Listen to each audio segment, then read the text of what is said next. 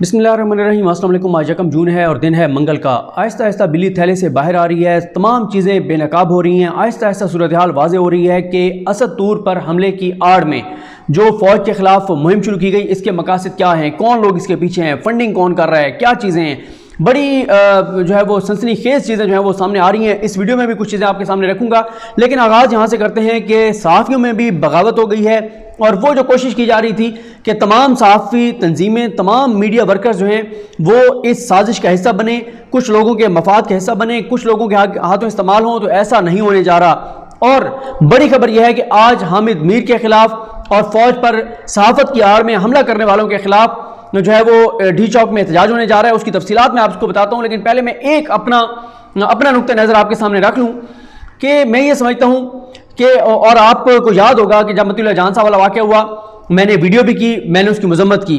अब सार आलम साहब का वाक़या हुआ, मैंने ट्वीट किया और मैंने कहा अल्लाह ताला उनको अपने ज़ुबान में रखे, अल्लाह ताला उन्हें सेहत दे।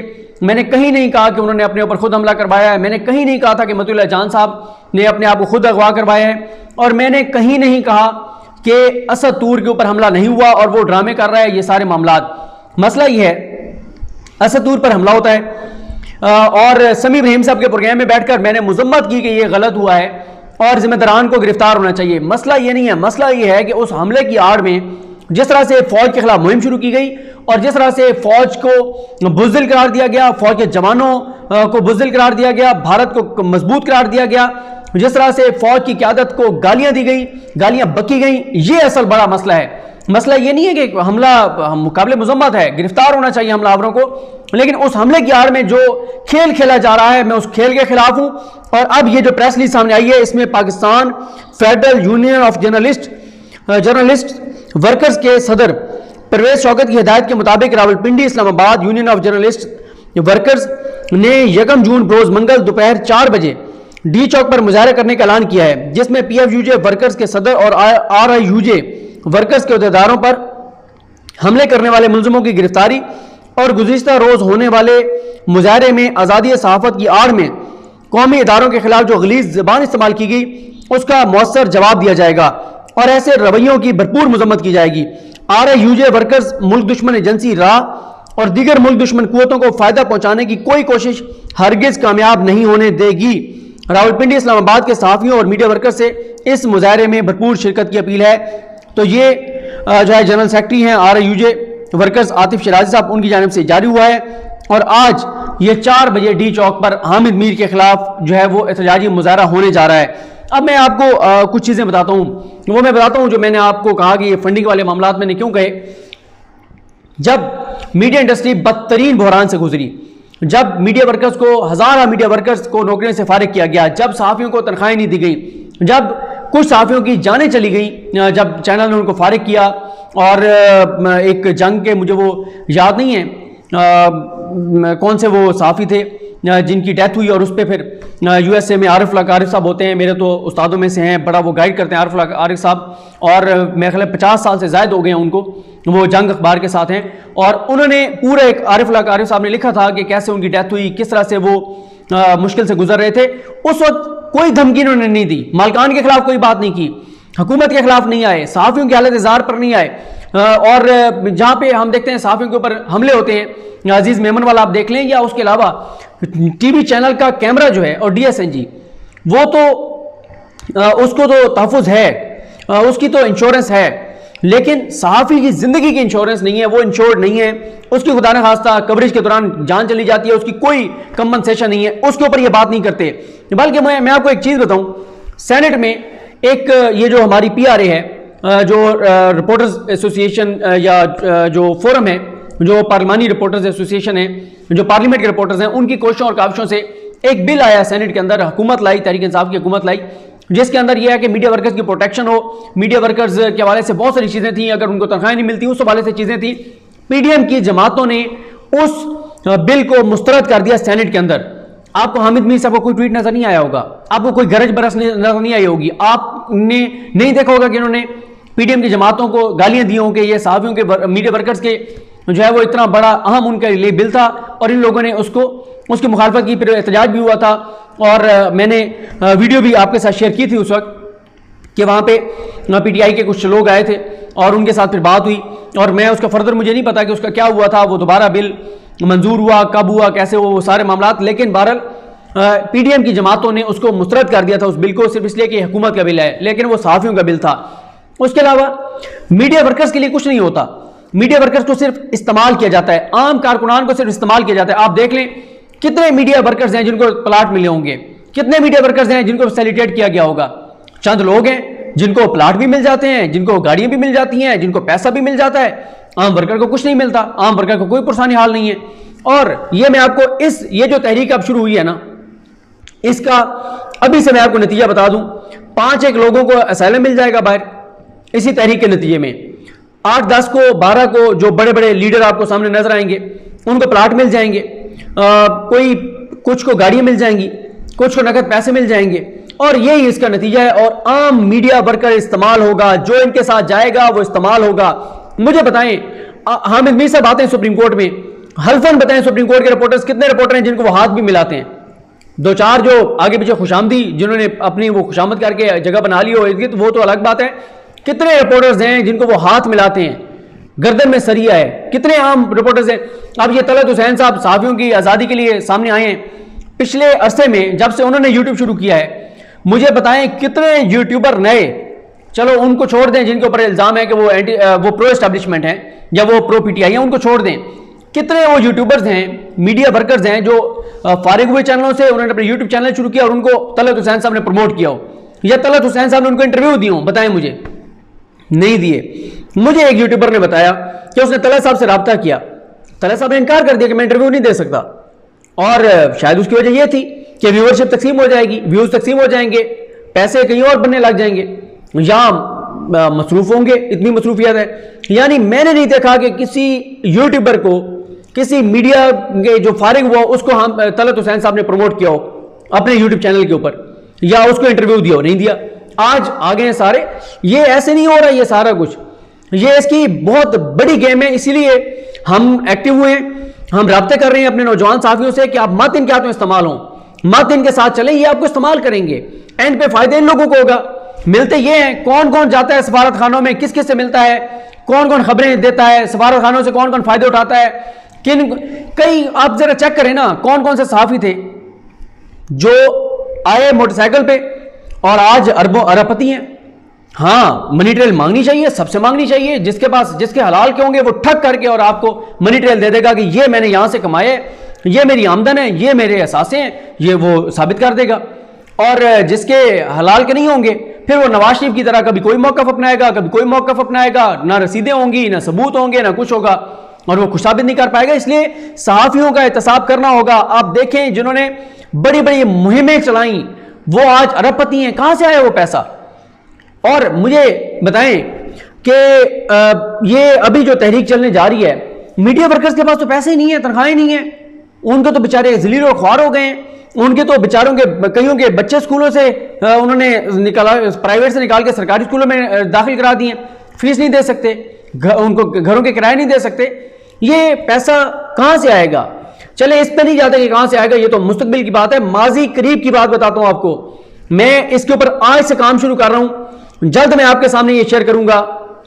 मुझे बड़े क्रेडिबल एक सोर्स ने यह खबर दी है कि चंद हफ्ते पहले या 1.5-2 माह पहले एक बहुत बड़ा इवेंट हुआ है सहाफियों का, सहाफती तंजीमों का, और उसकी फंडिंग कहां से हुई, किसने की, इसके मुकम्मल सबूत मैं आपके सामने रखूंगा। और मेरी इत्तला यह है कि कोई अनाउंस नहीं किया गया, नहीं बताया गया कि कहां से ये फंडिंग आई है। ये सारी चीजें चेक करके मैं आपके सामने रखूंगा, क्योंकि जहां से फंडिंग आई है, जिस इदारे से आई है, उस इदारे के डोनर कौन कौन से मुल्क हैं, कौन कौन से लोग हैं, कहां से फंडिंग आती है, क्या मकसद था। और ये जब से पीडीएम बनी तब से एक लॉन्ग मार्च की बात हो रही थी सहाफियों के लिए। सहाफियों के पास तो तनख्वाहें नहीं है, वो तो बेरोजगार हो गए, कौन क्वेटा से चलेगा और इस्लामाबाद आएगा, ये पैसा कहां से आना था। और ये जो मैं आपको बता रहा हूं, जो इवेंट हुआ है सहाफियों का, जो सहाफती तंजीमों ने करवाया है, ये इस्लामाबाद के सबसे महंगे 3 होटल में हुआ है। उस होटल में हुआ है जहां पे सफारतकार जाते हैं, जहां पे वजीर जाते हैं, जहां पे करोड़पति लोग जाते हैं, उस जगह के ऊपर ये इवेंट हुआ है। कौन था फंडिंग करने वाला? क्या आपने बताया था कि ये फंडिंग करने वाले हैं? और जो फंडिंग करने वाले उनका मफाद क्या था, और क्यों आपने लॉन्ग मार्च की तैयारियां जारी रखी, और जब पीडीएम का ड्रॉप सीन हुआ और पीडीएम ने लॉन्ग मार्च कैंसिल किया तो आपने भी अपना लॉन्ग मार्च कैंसिल कर दिया। तो क्या नेक्सस था, क्या ताल्लुक था आपका पीडीएम के साथ और इस सारे मामले के साथ? ये सारी चीजें इंशाल्लाह मैं आज इसके ऊपर काम शुरू करूंगा, आपके सामने लाऊंगा कि कौन सा इदारा जो है इसकी फंडिंग करने वाला था। और फिर एक और चीज समझ नहीं आ रही कि रात को अचानक इकट्ठे हो गए और पूरी एक मुहिम चलाने की बात की, इंटरनेशनल इदारों के साथ राब्तों की बात की। क्यों? क्या इसका ताल्लुक एफएटीएफ वाले मामला से है? चंद रोज बाद एफएटीएफ के हवाले से बहुत अहम इजलास होने जा रहा है, उससे पहले एक माहौल बनाया जा रहा है कि पाकिस्तान में आज़ादी हज़ार राय का गला घोंट दिया गया है, पाकिस्तान में शख्सी आज़ादी नहीं है, पाकिस्तान में आज़ादी हज़ार राय नहीं है, पाकिस्तान में मीडिया को बहुत खतरा है। मुझे बताएं, ये जो आज साफ्ती तंजीमें हामिद मीर के साथ खड़ी हो गई हैं, ये इससे अगली वीडियो अभी रिकॉर्ड करूंगा, क्योंकि मैं पहले कमिटमेंट करता हूं फिर नहीं कर पाता, लोग फिर नाराज भी होते हैं। अगली वीडियो में अभी यहां बैठे बैठे रिकॉर्ड करूंगा हामिद मीर ने क्या कॉलम लिखा था फौज के हक में, नवाज शरीफ पे क्या इल्जामात लगाए थे, उसके ऊपर हम फिर आप लोग ट्रैक कीजिएगा, मरियम से पूछिएगा कि आप बताएं। और इन सहाफती तंजीमों में जो इनको सपोर्ट कर रही है हामिद मीर को, उसमें मोस्टली नून लीग के हामी हैं, उनको भी जरा पूछिएगा कि नून लीग के बारे में हामिद मीर ने नवाज शरीफ के बारे में ये लिखा था, क्या वो सच मानते हैं? वो कहेंगे वो बकवास है, झूठ है। तो फिर कहें वो बकवास और झूठ है तो ये जो बोल रहे हैं वो सच है। और उसका एक और तरीका है, जैसे एक मजहबी ग्रुप ने क्या किया कि उन्होंने एक और मजहबी ग्रुप के मुफ्ती को, उन्हीं के तबके में से एक बंदे के कुछ तहरीरें थी, वो लिख के भेजी, नाम नहीं बताया कि ये किसकी तहरीरें हैं, तो उन्होंने लिख के भेजी। उन्होंने कहा कि इसके बारे में आप क्या कहते हैं? उन्होंने सख्त फतवे दे दिए, बाद में उन्होंने शाया कर दिया कि आप ये अपने आलम दीन के ये फतवे थे, आपके अपने मुफ्ती के फतवे थे, और उनके लिए वो बड़ा मसला बन गया। यहां पे आप नाम ना बताएं उनको, अभी आप उनको बताएं अच्छा ये नवाज शरीफ के बारे में बताया जाता है कि उन्होंने ये किया था, वो जो आगे मैं अगली वीडियो में आपको बताने जा रहा हूं, वो कहेंगे ये बकवास है।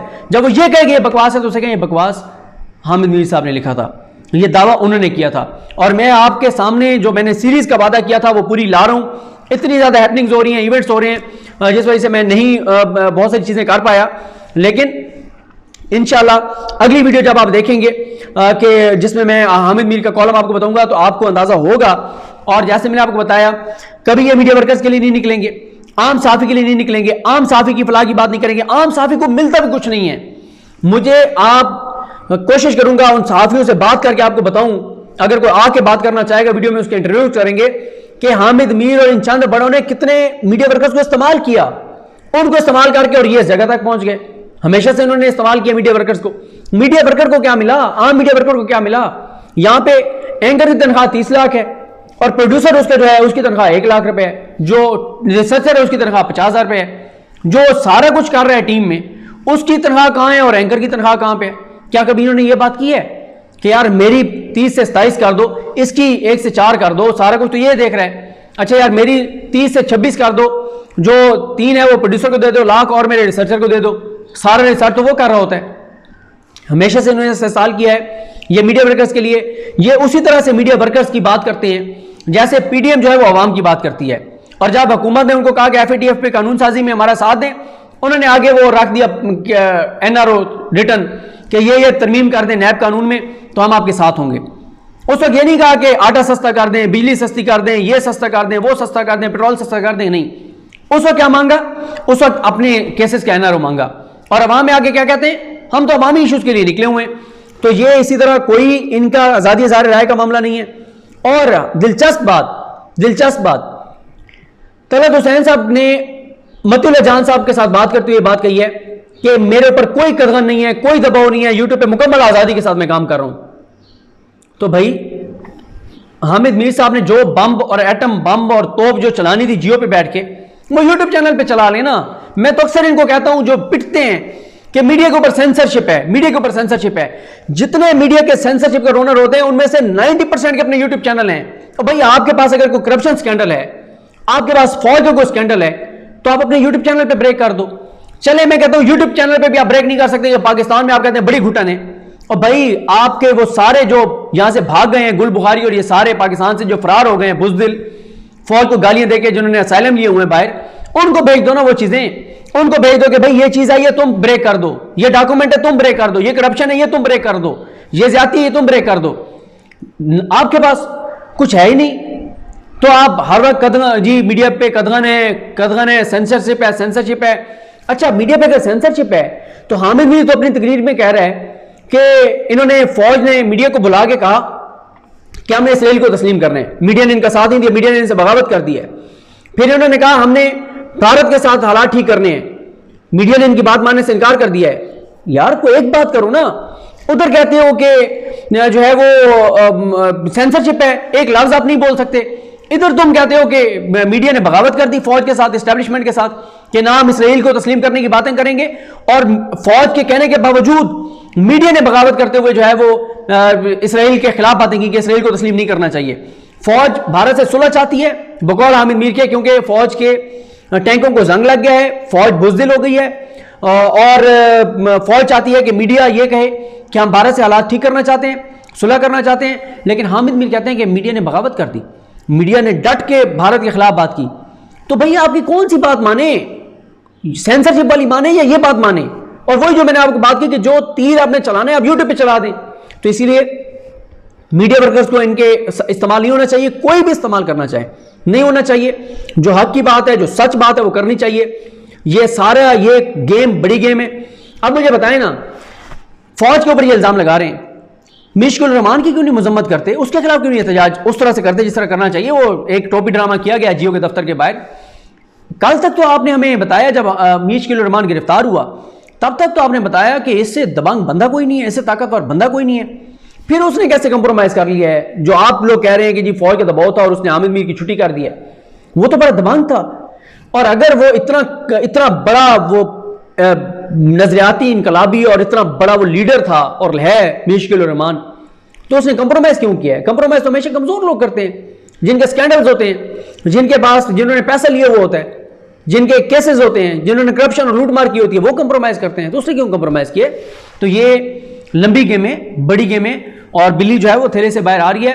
फौज के खिलाफ ये मुनज़्ज़म हुए हैं, ये लादी ग्रुप, लादी गैंग जो है डकैतों का, मीडिया के डकैतों का, ये एक्टिव हुआ है फौज के खिलाफ, एजेंसीज के खिलाफ। FATF वाले भी मामला हैं, बैरूनी फंडिंग भी हो सकती है, इदारों को चेक करना चाहिए।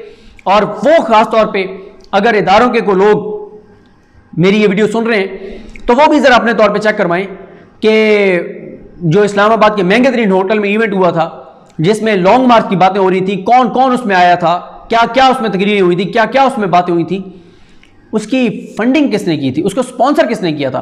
पूरे पाकिस्तान से सहाफियों को बुलाया गया था।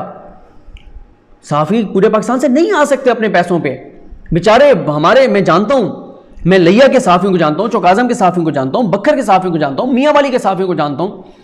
उनको चैनल तनख्वाहें नहीं देते, जिनका शौक है, जुनून है, इश्क है, वो अपने तौर पे लगे हुए हैं। कई थोड़ी थोड़ी तनख्वाहों पे काम कर रहे हैं, मुख्तलिफ और साथ जर्नलिज्म भी कर रहे हैं। वो तो नहीं आ सकते इस्लामाबाद के महंगे तरीन होटल में जो है वो, वहाँ इतने दूर से सिंध, बलूचिस्तान और हर जगह से नहीं आ सकते। कौन था पैसे देने वाला? और पैसे देने वाले ने अच्छा गुड सेंस में दिए होंगे कि जी मीडिया यहाँ पे आज़ाद होना चाहिए। क्या आपने अनाउंस किया था कि फ़लाँ तंजीम, फ़लाँ इदारा, फ़लाँ NGO, फ़लाँ मुल्क इसकी फंडिंग कर रहे हैं? इसके ऊपर इंशाल्लाह 2-4 दिन में बड़ी तफसील से चीज़ें लेके आऊँगा और बताऊँगा आपको कि ये बड़ी गेम थी जो चल रही थी, और अब ये तो बहाने बनाए गए हैं और असल में मामलात बड़े पैमाने पर चल रहे हैं। मुझे अपने दुआ में याद रखें। अलकरीम हम सबका हामी नासरो। अल्लाह हाफ़िज़।